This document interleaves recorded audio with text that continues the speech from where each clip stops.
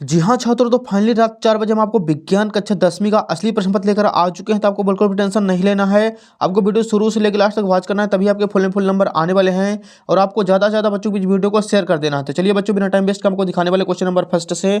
सो यहाँ पे सबसे पहले दिए गए सही विकल्प चुनकर लिखिए। पहला प्रश्न है, अमीबा में किस विधि के द्वारा जनन होता है? तो इसका आंसर हो जाएगा बच्चों ऑप्शन नंबर सा, दुखंडन। दूसरा प्रश्न है, समतल दर्पण की फोकस दूरी होती है? इसका आंसर करना है ऑप्शन नंबर द अनंत। प्रश्न 3 है, प्रतिरोध का मात्रक होता है? तो इसका आंसर हो जाएगा बच्चों ऑप्शन नंबर सा, ओम।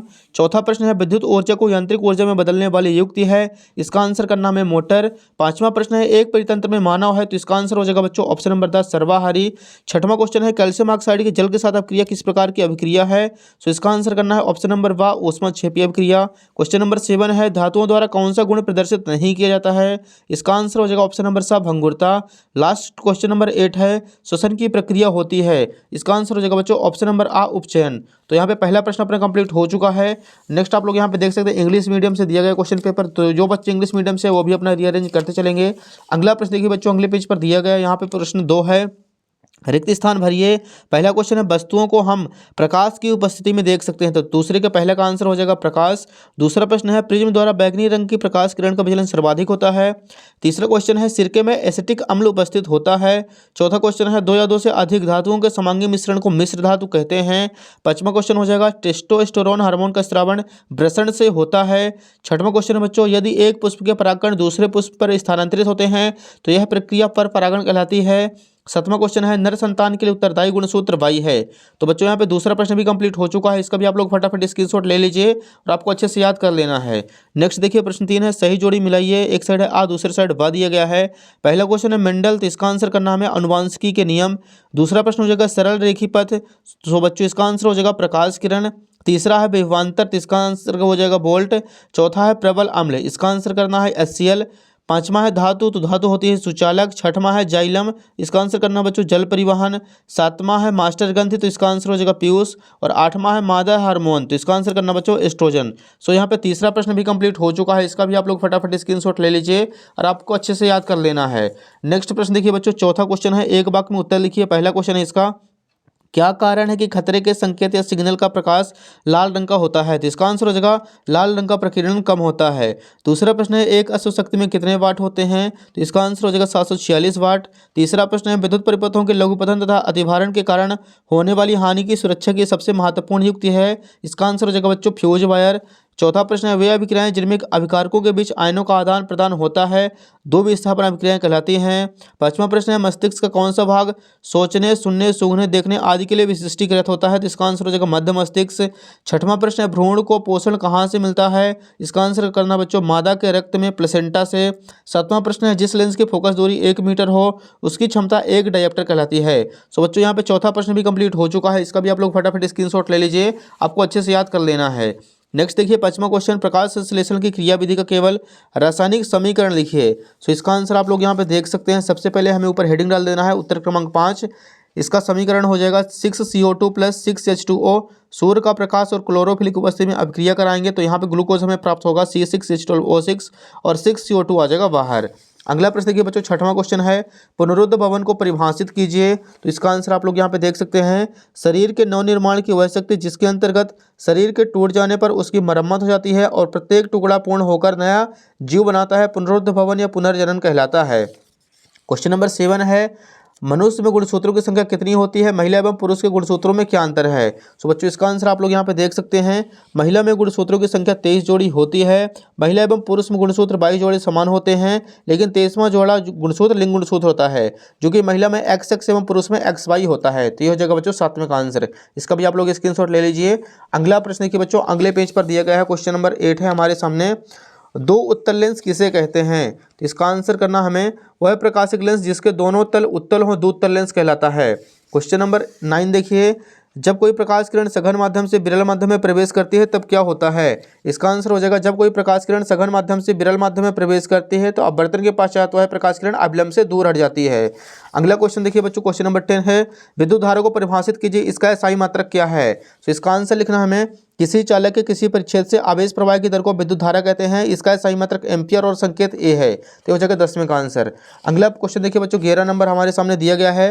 विद्युत चुम्बकीय प्रेरण को परिभाषित कीजिए। इसका आंसर आप लोग देख सकते हैं यहाँ पे, जब कभी तार के एक बंद लूप और एक चुंबक के बीच अपेक्षिक गति होती है तो उस बंद लूप में विद्युत धारा बहने लगती है। इस धारा को प्रेरित धारा तथा इस परिघटना को विद्युत चुम्बकीय प्रेरण कहते हैं।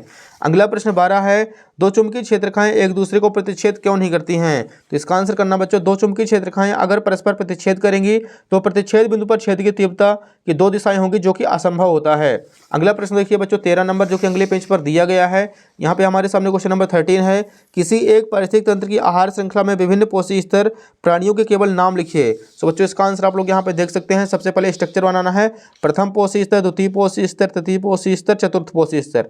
एंड इसका आंसर आप लोग देख सकते हैं, बगल में लिखा हुआ है, आपको स्क्रीनशॉट ले लेना है। अगला प्रश्न देखिए डियर, क्वेश्चन नंबर 14 है, संक्षारण किसे कहते हैं, उदाहरण सहित समझाइए। तो इसका आंसर लिखना है यहाँ पे, जब लोहे या लोहे जैसे पदार्थों से बनी वस्तुएं अपने आसपास अम्ल, आर्द्रता आदि के संपर्क में आती हैं तब ये संक्षारित हो जाती हैं। इस प्रक्रिया को संक्षारण कहते हैं। इसका उदाहरण हो जाएगा लोहे पर जंग लगना। क्वेश्चन नंबर 15 है, आघात वर्धनीयता एवं तन्यता का अर्थ लिखिए। तो यहाँ पे लिखना है सबसे पहले आघात वर्धनीयता, धातुओं का वह गुण जिसके कारण वे पीटने पर चादर की तरह फैल जाती हैं, आघात वर्धनीयता कहलाती हैं। तन्यता हो जाएगा धातुओं का वह गुण जिसके कारण उनके तार खींचे जा सकते हैं, तन्यता कहलाती है। अगला प्रश्न देखिए बच्चों, 16 नंबर है, संतृप्त एवं असंतृप्त कार्बन यौगिकों का केवल एक एक उदाहरण दीजिए। तो इसका आंसर लिखना हमें, संतृप्त कार्बन यौगिक एथेन C2H6, असंतृप्त कार्बन यौगिक एथेन C2H4। अगला प्रश्न देखिए बच्चों, 17 है, वर्ण विक्षेपण किसे कहते हैं, चित्र द्वारा समझाइए। तो बच्चों इसका आंसर आप लोग यहाँ पे देख सकते हैं। सबसे पहले लिखना है, जब कोई प्रकाश किरण किसी प्रिज्म से होकर गुजरती है तो यह अपने 7 अवयवी रंगों में विभक्त हो जाती है। इस परिघटना को वर्ण विक्षेपण कहते हैं। एंड इसका चित्र आप लोग यहाँ पे देख सकते हैं। अगला क्वेश्चन नंबर 18 है, अपक्षेपण अभिक्रिया किसे कहते हैं, एक उदाहरण लिखिए। तो बच्चों इसका आंसर करना है, सबसे पहले जब दो अभिकारक विलयन आपस में अभिक्रिया करके अविलेय ठोस उत्पाद बनाते हैं तो उस विलयन में ठोस अपक्षेपित हो जाते हैं। इस क्रिया को अपक्षेपण कहते हैं। इसका उदाहरण हो जाएगा AgNO3 + NaCl से हमें प्राप्त होगा AgCl + NaNO3। ये हो जाएगा बच्चों उत्तर क्रमांक 18। अगला प्रश्न देखिए बच्चों, क्वेश्चन नंबर 19 अगले पेज पर दिया गया है, मानव मस्तिष्क के कोई 3 कार्य लिखिए। सो इसका आंसर आप लोग यहाँ पे देख सकते हैं। सबसे पहले लिखना है, मानव मस्तिष्क के प्रमुख 3 कार्य निम्न है। पहला हो जाएगा विभिन्न ज्ञानेंद्रियों के कार्यों का समन्वय एवं नियंत्रण रखना। दूसरा पॉइंट करना है, बुद्धि, विचार, स्मृति एवं मनोभावों का प्रमुख केंद्र मस्तिष्क है। तीसरा पॉइंट हो जाएगा बच्चों, सभी ऐच्छिक एवं अनैच्छिक क्रियाओं का समन्वय एवं नियंत्रण करना। तो हो जाएगा उत्तर क्रमांक 19। अगला देखिए प्रश्न 20 है, मनुष्य के पाचन तंत्र का स्वच्छ नामांकित चित्र बनाइए। अगला क्वेश्चन नंबर 21 है, पीएच परिवर्तन के कारण दंत क्षय किस प्रकार का होता है, इससे कैसे बचा जा सकता है। तो इसका आंसर बच्चों आप लोग यहाँ पे देख सकते हैं। सबसे पहले लिखना है, पीएच परिवर्तन के कारण दंत क्षय, उदासीन पीएच स्तर 7.0 होता है। जब मुंह का पीएच स्तर 3.5 से नीचे गिरने लगता है तो दंत क्षय होने लगता है। पीएच स्तर के नीचे गिरने का कारण अति अम्लीय भोजन एवं पेय पदार्थ का अधिक उपयोग होता है। इसके बचाव देखिए बच्चों, हमको अम्लीय भोजन एवं पेय का कम से कम उपयोग करना चाहिए। प्रत्येक बार भोजन के बाद दांतों की अच्छे से सफाई करनी चाहिए। रात्र को सोते समय तथा प्रातः जागने के बाद हमको नियमित रूप से ब्रश करना चाहिए। तो ये हो जाएगा बच्चों उत्तर क्रमांक 21 का आंसर। आप लोग इसका फटाफट स्क्रीनशॉट ले लीजिए और आपको अच्छे से याद कर लेना है। अगला प्रश्न देखिए, लास्ट क्वेश्चन है हमारे सामने, एल्केन सजातीय श्रेणी के किन्हीं 4 सदस्यों के नाम, अणुसूत्र एवं संरचना सूत्र लिखिए। तो बच्चों इसका आंसर आप लोग यहाँ पे देख सकते हैं। सबसे पहले लिखना है उत्तर क्रमांक 22। यहाँ पे पहला बॉक्स बनाना है, यहाँ पे आ जाएगा एल्केन का नाम, दूसरा हो जाएगा अणुसूत्र एवं तीसरा हो जाएगा संरचना सूत्र। पॉइंट फर्स्ट लिखना है मेथेन एंड इसका फॉर्मूला होता है CH4। देखिए बच्चों यहाँ पे कार्बनों की संख्या जो है 1 है और हाइड्रोजन की संख्या 4 है। तो यहाँ पे 1 कार्बन हो जाएगा और चारों तरफ से हाइड्रोजन को हमें 1-1 प्लस कर देना है। 1 2 3 4 हाइड्रोजन इसमें ऐड कर देने हैं। दूसरा पॉइंट लिखना बच्चों, एथेन एंड एथेन का सूत्र होता है C2H6। आप लोग यहाँ पे देख सकते हैं जो कार्बन की संख्या वो 2 है हमारे सामने और हाइड्रोजन की संख्या 6 है। तो यहाँ पे 2 कार्बन बनाना है, 1-1 दोनों कार्बन के बाद सिंगल सिंगल बॉन्ड लगाएंगे और 6 हाइड्रोजन 1 2 3 4 5 6 सभी साइड से हमें 6 हाइड्रोजन इसमें ऐड कर देने हैं। तो कार्बन की संख्या 2 और हाइड्रोजन की संख्या आ जाएगी 6। तीसरा प्रश्न देखिए बच्चों, यहाँ पे तीसरा दिया गया है प्रोपेन एंड इसका फॉर्मूला होता है C3H8। यहाँ पे कार्बनों की संख्या 3 लेनी है, 1 2 3 और जो हाइड्रोजन है बच्चों हाइड्रोजन की संख्या में 8 लेनी है। चारों तरफ से हाइड्रोजन प्लस कर देंगे, 1 2 3 4 5 6 7 8। तो बच्चों यहाँ पे जो हाइड्रोजन है हाइड्रोजन की संख्या हो जाएगी 8 और कार्बन की संख्या हो जाएगी 3 और सभी जगह सिंगल सिंगल बॉन्ड रहना चाहिए बच्चों, क्योंकि जो सभी ग्रुप पूरा चल रहा है वो एल्केन सजातीय श्रेणी का ग्रुप है। अगला देखिए चौथा है ब्यूटेन एंड इसका फॉर्मूला होता है C4H10। यहाँ पे देख सकते हैं कार्बन की संख्या जो है वो 4 है और हाइड्रोजन की संख्या 10 है। 1 2 3 4 और सभी कार्बन के मध्य हमें सिंगल सिंगल वन बनाना है। और जो हाइड्रोजन है बच्चों, हाइड्रोजन की संख्या 10 है तो हमें चारों तरफ से हाइड्रोजन ऐड कर देने हैं। 1 2 3 4 5 6 7 8 9 10। तो ये बच्चों हो जाएंगे 10 हाइड्रोजन, 4 कार्बन और 10 हाइड्रोजन। तो बच्चों यहाँ पे अपना क्वेश्चन नंबर जो 22 था वो भी कंप्लीट हो चुका है। तो उम्मीद है कि आपको वीडियो पसंद है। वीडियो को लाइक कीजिए, चैनल को सब्सक्राइब कीजिए, ज़्यादा से ज़्यादा बच्चों को शेयर कीजिए।